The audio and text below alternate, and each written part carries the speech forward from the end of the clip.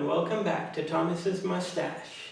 Today we are going to be doing part 2 of my poetry book collection that I read, which will be the conclusion for now, until I buy some more, of course.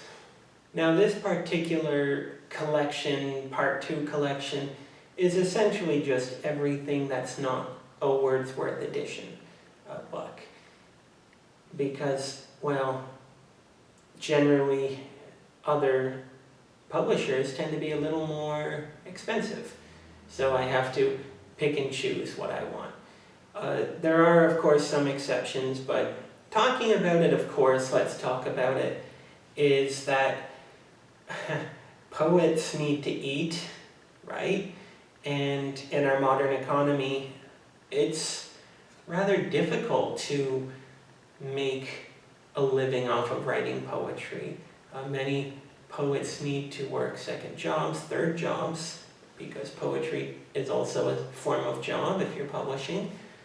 And often you will see that the books, the poetry collections published by living poets, oftentimes will be higher than the poetry collections published by companies that are publishing a dead poets collection. A lot of words to say very little, I know. The long story short is that it's harder to afford a larger collection of contemporary poetry than poetry from 100 years ago. Nevertheless, I do have some poetry here from more recent poets, but a couple companies that do sell affordable or more affordable collections besides Wordsworth Edition would be here. We have Oxford and Penguin. Those ones tend to sell for a reasonable price. Now I am cheating a little bit here with this pile because some of these are not actually poetry, I know. Let's see here, do we have it here? This here, let's see, this is Marlowe's Dr. Faustus and Other Plays. That's plays, not poetry. What else do we have? Where is it? I won't show the cover because it's got a little bit of naughtiness on it, but it would be Faust, part 1 and 2.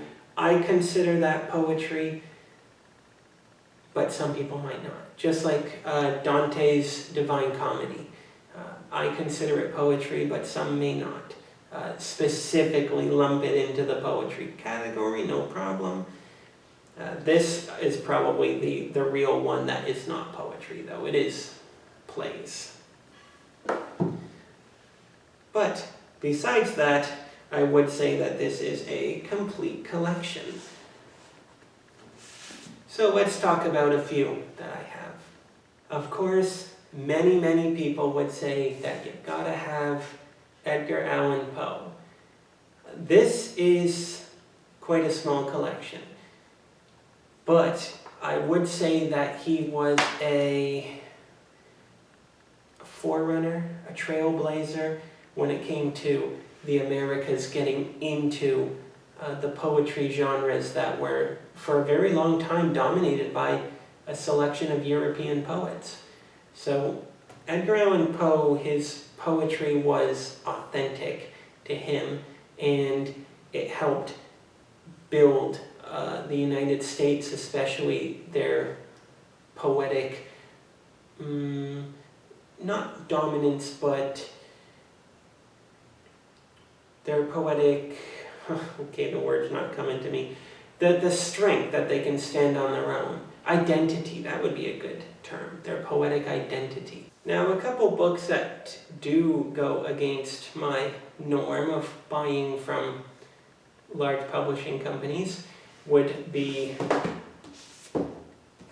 The Last Night of the Earth poems by Bukowski here, Charles Bukowski, and John Berryman's The Dream Songs. Those are two that I had to have. I had another Bukowski book. It was Burning in Water, Drowning in Flames. That was another collection, but I gave that away to my friend. But that one was good too. Also, I suppose, Robert Frost here. Let's see here, yep. Those are 3 from different companies. Now, of course, I'm not just interested in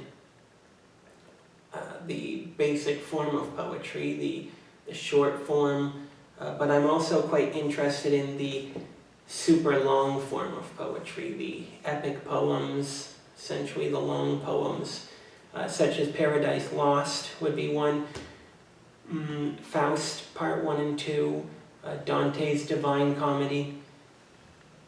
Those are very long poems, essentially, especially Faust.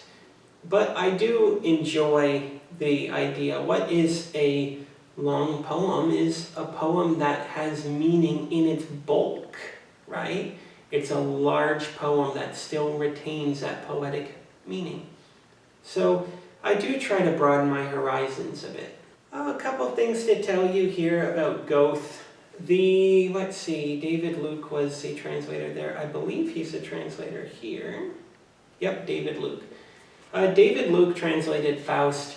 Faust, of course, is German, so one thing I quite enjoyed about the Penguin Classics of his selected poetry here, Faust's poetry, is that they did German on one side and English on the other side for the same poem. I can't exactly speak German. Formulating sentences is a bit difficult, but I'm much better at reading it. So I'm very happy that they included that. But if you don't read or speak or understand any German, one thing that I really find important is that if you get translations of poetry, the translator needs to be well selected. David Luke, was it David Luke? Sorry, my mind's all over the place. David Luke is a brilliant translator. He put a lot of dedication into Faust, where he retained the message and the rhyming structure. It is brilliant. Essentially, his translation is poetry in itself. So it greatly honors the original poet, I would say. Another thing is that,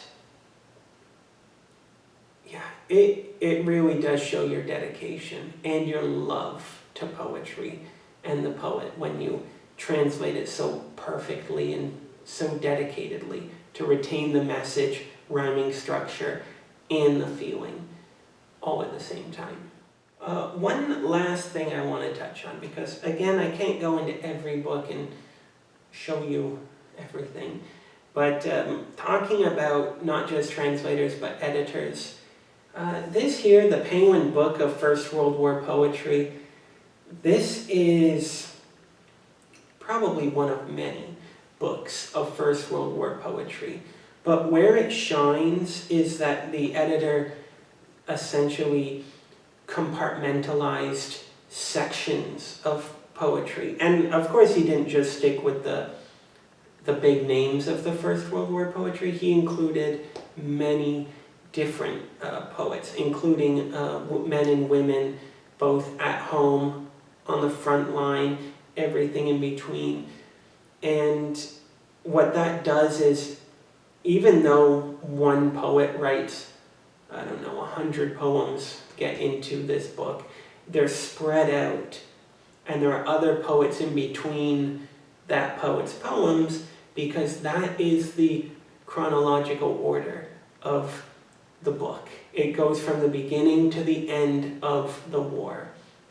So sometimes the translator can really, the editor can really help the flow, especially if it is a combination of many poets' poetry. Then they can decide, okay, where do I want to put the poem? So I very much enjoy that, which is something, a sort of theory that I would like to talk about in a future video, far in the future. But I'm going to tell you a little more about that, I'm sure.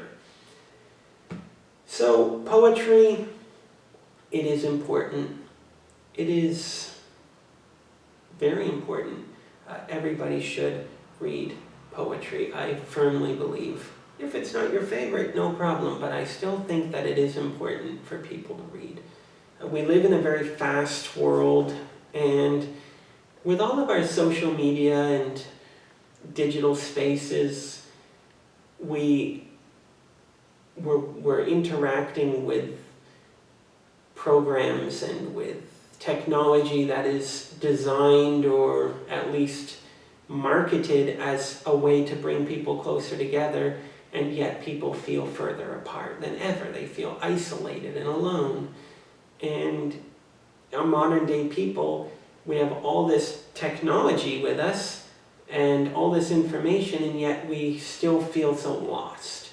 So when you read poetry, even from 100 years or more ago, you may find that, wow, people actually felt this way even back then. Or this person's poetry makes me feel better. So it is good to read, and very valuable.